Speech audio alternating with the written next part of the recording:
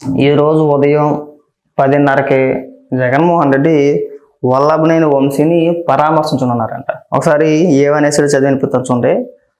రేపు మాజీ ముఖ్యమంత్రి వైఎస్ఆర్సీపీ అధినేత శ్రీ జగన్మోహన్ రెడ్డి విజయవాడ పర్యటన రేపు ఉదయం, అంటే నేను వేశారు కాబట్టి రేపు ఉదయం 10:30 గంటల ప్రాంతంలో విజయవాడ గాంధీనగర్లోని జిల్లా జైలులో కూటమి ప్రభుత్వ అక్రమ కేసులో అరెస్ట్ అయ్యి జైలులో ఉన్న గన్నవరం మాజీ ఎమ్మెల్యే వల్లభనేని వంశీని పరామర్శించనున్నారు. ఏమని పరామర్శిస్తాగా నాకు అర్థం కావట్లేదు. జగన్మోహన్ రెడ్డి కిడ్నాప్ చేయడం నీకు రాలేదు, కిడ్నాప్ అలా చేస్తారంటే కిడ్నాప్ చేస్తే మళ్ళీ మనిషి బయటికి కనపడకూడదు, ఎలా చేయాలి ఏం చేయాలనేది మా ఎమ్మెల్సీ అనంతబాబుని అడుగు ఒకసారి చెప్తాడని చెప్పేసి పరామర్శిస్తావా?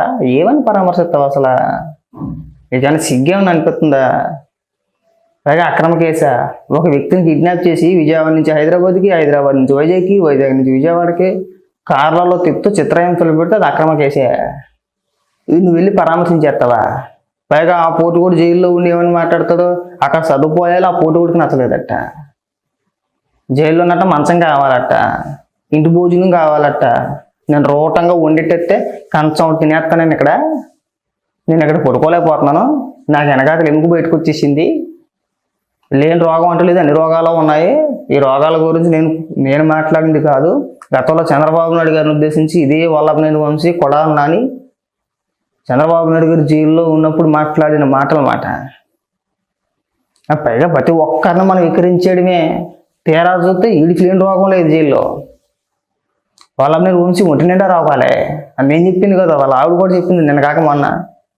ఏమి కింద మొక్క బయటకు వచ్చేసిందండి వెనకాతల, అది కింద కూర్చుంటే కింద నేలకు తగిలేస్తుంది, చాలా ఇబ్బంది పెట్టేస్తుంది, కింద కూర్చోలేడు, అలాగని చెప్పి పడుకోలేడు, అలా అని చెప్పేసి ఒకేసారి పైకి లేగలేడు, పైకి లేగినా ఇబ్బందే, కింద కూర్చున్నా ఇబ్బందే, ఎక్కడైనా కూర్చోవాలంటే ఆ నేలకు చిన్న బొక్కెట్టేసి ఆ బొక్క దగ్గర కూర్చోవాలి. అలాంటి మాటలు మాట్లాడారు. ఇవాళ జగన్మోహన్ రెడ్డి వెళ్ళి పరామర్శ. ఆ సార్ గారికి ఏమో జైల్లో మంచం కావాలట. ఇవాళ వార్త కూడా వచ్చింది, కోర్టులో పిటిషన్ వేసాడనమాట, నాకు ఇంటి భోజనం ఇప్పించండి, మంచం ఇప్పించండి అని చెప్పేసాను. జగన్మోహన్ రెడ్డి ఎక్కడైనా కానీ ప్రత్యాపారాలు లాంటివి మాని నువ్వు వల్లభనేని వంశీని పరామర్శిస్తే దాని అంత దరిద్రం ఇంకొకటి ఉండదు. నువ్వే దగ్గరుండి ఎంకరేజ్ చేసినట్టు ఉంటుంది.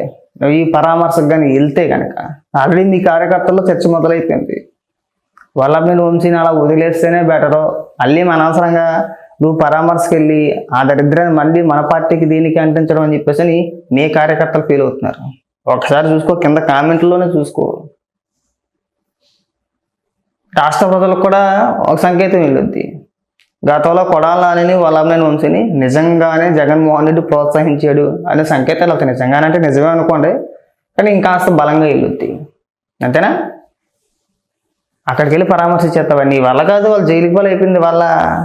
జగన్మోహన్ రెడ్డి వల్లభనేని వంశీ అనే వ్యక్తి కేవలం నీ అండదండలు చూసుకొని మనల్ని ఎవ్వడు ఏమీ చేయలేలే, మమ్మల్ని ఎవరు ఏమీ పీకలేరు, అసలు మేము ఎన్ని మాట్లాడేసినా ఎవడు ఏమీ పీకలేడు.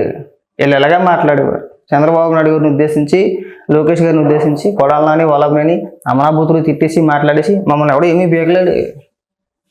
వేరే ఓడిపోయిన తర్వాత నియోజకవర్గాల్లో ఉంటేగా, అధికారంలో ఉన్నారు కాబట్టి ఆ రోజు నియోజకవర్గాల్లో ఉండి ప్రెస్ మీట్లు పెట్టేసి పెద్ద పెద్ద మాటలు మాట్లాడేసి ఇష్టానుసారంగా బూతులు తిట్టేసి పార్టీ ఆఫీసుల మీద దాడులు చేయించి మేము ఆని కొట్టేస్తాం, మేము ఈయన కొట్టేస్తాం అని చెప్పేసి ఎలా పైకి పంపించేశారు.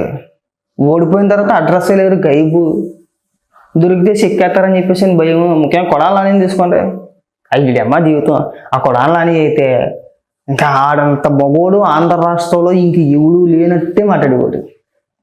నేను పెద్ద మగవాడిని, ఒక పెద్ద గడమని చేసి సొక్క గుండెలు తీసేసి 4 రుద్రాక్షమాలు వేసుకొని ఇది రౌడీ కట్టింగ్ మాట.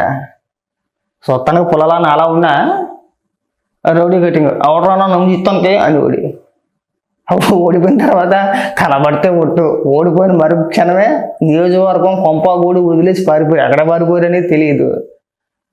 వల్లభనేని వంశీ అరెస్ట్ అయితే ఒక చిన్న పోస్ట్ వేసాడు ఎక్స్లో, ఏమని అక్రమంగా అరెస్ట్ చేశారని చెప్పేసి అని. ప్రెస్ మీట్ పెట్టి పేలిపోయారా, రాలిపోయారా, చెక్కేస్తారని భయమా? ఏంటండి మాటలు మాట్లాడారా? ముఖ్యంగా కొడాలి నాని అయ్యమ్మ జీవితం మాట్లాడక ఆకాశానికి కట్టేసి ఎప్పుడు మాట్లాడినా ఇంక నా పెద్ద ఓడు లేడనే మాట్లాడు. తుపాకి దెబ్బకు దొరకట్లేదు, వాళ్ళ కనబడితే ఒట్టు. ఏదో ఆవాస పుణ్యానికో ఒకసారి కనబడ్డాడు అనుకోడు, ఓడిపోయిన తర్వాత మీడియాకి 2 సార్లు 3 సార్లు కనబడి ఉంటాడు. ఇంక ఇప్పుడు ఈ అరెస్ట్తో మళ్ళీ ఒక 5 ఏళ్ల పాటు అంటే మళ్ళీ ఎన్నికల వరకు కూడా కొడాలి నాని అనే వ్యక్తి ఎక్కడా కనిపించడు. పిరికి సన్నాసులు మాటల వరకే కోటలు దాటేస్తాయి కానీ వాళ్ళ దాకా వచ్చిన తర్వాత అయ్యి బాబాయ్ మనం దొరికితే చెక్కేస్తారు, మన బతుకులు జైలుపోలే, వాళ్ళని వంశీ దొరికేలేదా. సైలెంట్గా ఉండి చట్టం తన పని తాను చేసుకుంటూ వెళ్ళిపోద్దులే, సరే విచారణ జరుగుతుంది కదా, ప్రస్తుతానికి బెయిల్ మీద ఉన్నా సరే విచారణ జరుగుతుంది కదా అని చెప్పేసి ఊరుకుంటే అసలు అరెస్ట్ అయ్యే కేసే కాదు. ఆ పార్టీ ఆఫీస్ పైన దాడి కేసులో ప్రత్యక్షంగా లేడు కాబట్టి అరెస్ట్ అయ్యే కేసే కాదు. అసలు మన పైన ఆ కేసు కూడా ఉండకూడదు, ఎందుకు ఉండాలని చెప్పేసి కిడ్నాప్ చేసేసాడు. అది మొత్తానికి మోసం వచ్చింది. మెయిన్ కేసు అదే కదా. ఇప్పుడు ఆ 2 కేసులు పక్కన పెట్టినా ఇప్పుడు నీ పైన ఉన్న మెయిన్ కేసు ఏంటి? Kidnap case. కాబట్టి ఏంటంటే రోజులన్నీ ఎప్పుడు ఒకేలా ఉండవు. జగన్మోహన్ రెడ్డిని చూసి రెచ్చిపోయారు, కావాలని చెప్పేసి రెచ్చగొడితే రెచ్చిపోయారు పాపం. కొడాలి నాని అయినా, వల్లభనేని వంశీ అయినా, రోజా అయినా, నెక్స్ట్ రోజా, నిజంగా రోజాని కానీ అరెస్ట్ చేస్తే మినీ దీపావళి చేస్తామండి. ఎందుకంటే చంద్రబాబు నాయుడు గారు అరెస్ట్ అయినప్పుడు తన ఇంటి ముందు టపాసులు కాల్చి పీకల దాకా తాగేసి తలకాయ అడ్డడ్డంగా ఊపుకుంటా పెద్ద పెద్ద డ్యాన్స్లు వేసేసింది అక్కడ. Same scene repeat. నిజంగా రోజాని అరెస్ట్ చేస్తే మేము కూడా టపాసులు కాల్చి మామూలుడని చెయ్యం, ఒక రకమైన దీపావళి చేసేస్తాం. త్వరగా ఆ కొడాలి నానితో పాటు ఆ రోజాని వేళను కూడా తీసుకెళ్ళి ఆ లోపలేసి పడేస్తే అనుకోవచ్చు మీరు బహిరంగంగా లోపలేసేస్తానంటున్నారు, అరెస్ట్ చేయమంటున్నారు, తప్పే ఉంది అందులోని. నేను గతంలో రోజా మాట్లాడలేదా, జగన్మోహన్ రెడ్డి మాట్లాడలేదా?